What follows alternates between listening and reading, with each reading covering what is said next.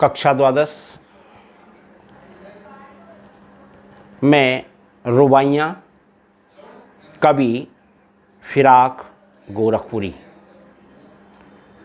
फिराक गोरखपुरी का जन्म 28 अगस्त सन 1896 में गोरखपुर उत्तर प्रदेश में हुआ था। इनको गुले नगमा के लिए साहित्य अकादमी पुरस्कार, ज्ञानपीठ पुरस्कार, सोवियत लैंड नेहरू अवार्ड से सम्मानित किया गया। इनकी महत्वपूर्ण कृतियां गुले नगमा, बज़्मे जिंदगी, रंगे शायरी, उर्दू गज़ल गोई। इनका निधन सन 1983 ईस्वी को हुआ था। अब आप पाठ को देखेंगे। रुबाइयाँ पाठ में जो वर्णन किया गया है उसको मैं बताता हूँ कि आंगन में लिए चांद के टुकड़े को खड़ी, हाथों पे झुलाती है उसे गोद भरी, रहरे के हवा में जो लोका देती है, गूंज उठती है खिलखिलाते बच्चे की हंसी। कठिन शब्दार्थ। चांद का टुकड़ा यानी बहुत प्यारा, यहाँ मुहावरा शब्द है ये, अपना प्यारा बेटा। गोद भरी, गोद में भर करके रह के फिर उत्साह में बार बार लोका देना अर्थात उछाल उछाल कर प्यार प्रकट करना। यहाँ पर रुबाइयाँ नामक शीर्षक में जो इंगित किया गया है उसमें कवि ने वात्सल्य प्रेम की सुंदर झांकी प्रस्तुत की है। एक माँ बेटे के प्रति दुलार का यहाँ सजीव वर्णन करती है। यहाँ पर आंगन में लिए चांद के टुकड़े को खड़ी अर्थात शायर कहता है कि एक माँ अपने प्यारे शिशु को गोद में लिए हुए आंगन में खड़ी है, हाथों पे झुलाती है उसे गोद भरी, और कभी वह उसे हाथों पर झुलाने लगती है और कभी रहरे के हवा में जो लोका देती है और कभी उसे हवा में उछाल उछाल करके प्रसन्न करती है, गूंज उठती है खिलखिलाते बच्चे की हंसी। तो शिशु मां के हाथों में झूलकर प्रसन्न हो उठता है अर्थात खिलखिला करके हंस उठता है। उसकी हंसी अचानक ही फूट पड़ती है। यहाँ पर वात्सल्य रस का प्रयोग किया गया है। भाषा में हिंदी, उर्दू व लोक भाषा के शब्दों का सुंदर प्रयोग किया गया है। रहरे में पुनरुक्त प्रकाश अलंकार है। चित्रात्मक शैली के साथ साथ चाक्षुष बिंब भी है। शब्द चयन भावानुकूल है। अगले छंद में नहला के झलके निर्मल जल से उलझे हुए गेशुओं में कंघी करके किस प्रकार से देखता है बच्चा मुंह को, जब घुटनियों में लेके हैं पिनहाती कपड़े। अच्छा, छलके ठुलक कर गिरे, निर्मल पवित्र, गेशु वाल, घुटनियां मां की कोमल घुटने अर्थात कहने का तात्पर्य है कि यहां पर वाल सुलभ चेष्टाओं का हृदयग्राही चित्रण किया गया है। कवि कहता है कि नहला के छल के निर्मल जल से, माने अपने शिशु को साफ और स्वच्छ पानी में अपने हाथों से जल छलका करके नहलाया। उलझे हुए गेसुओं में कंघी करके और फिर उसने अपने शिशु के उलझे हुए बालों में कंघी की है।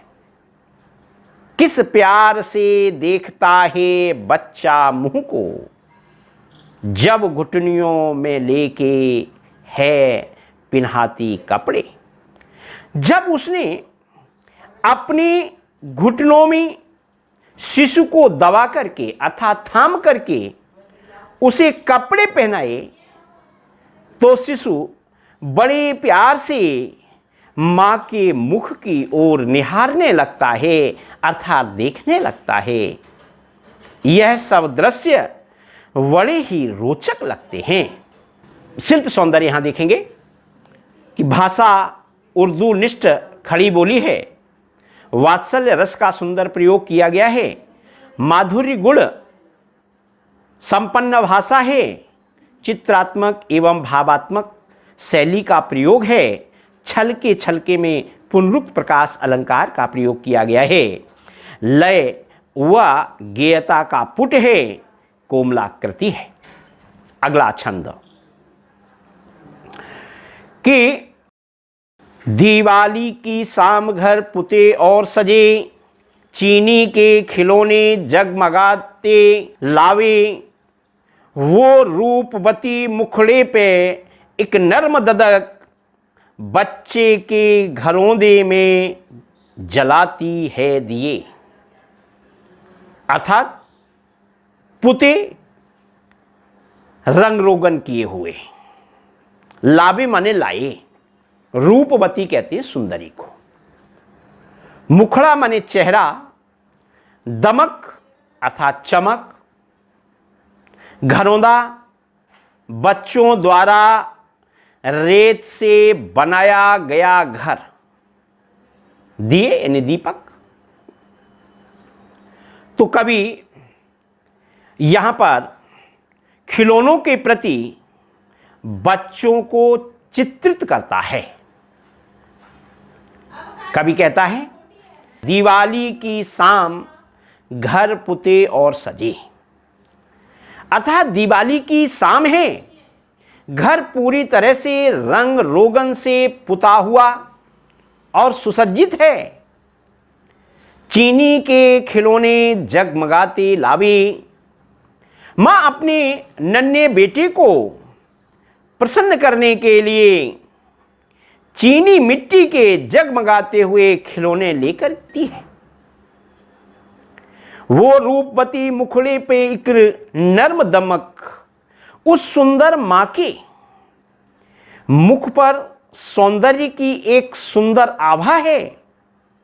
बच्चे के प्रति घरौंदे में जलाती है दिए, और वह मां अपने बच्चे के खिलौनों के बीच में भी एक दिया जलाती है, अर्थात जिससे बच्चा प्रसन्न हो उठता है।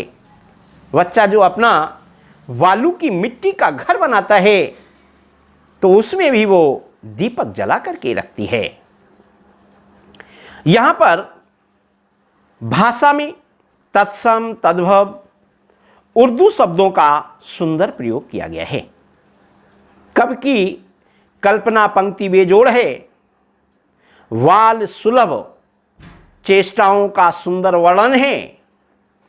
लय और गेयता का पुट है।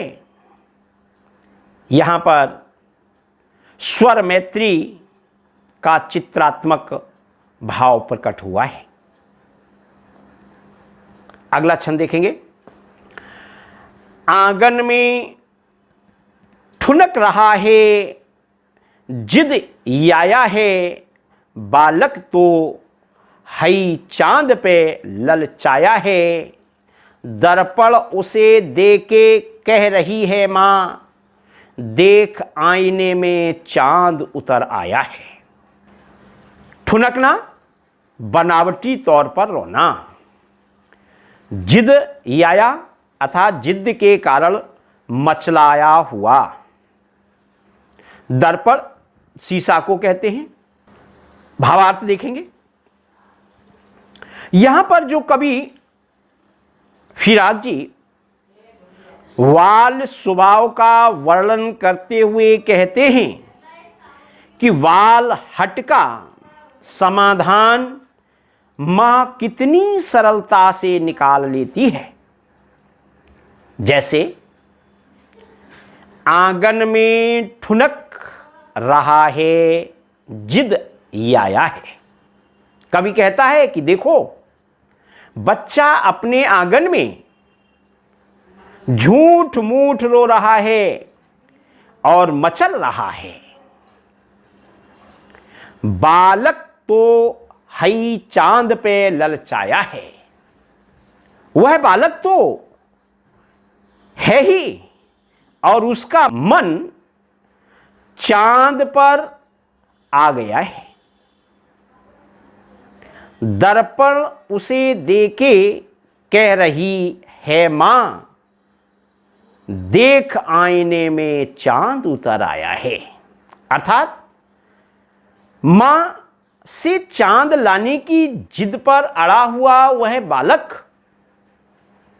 को देखकर मां उसके हाथों में शीशा देकर के बहलाती हुई कहती है कि देख बेटे, वह चांद तेरे दर्पण में आ गया है, तेरे शीशे में आ गया है।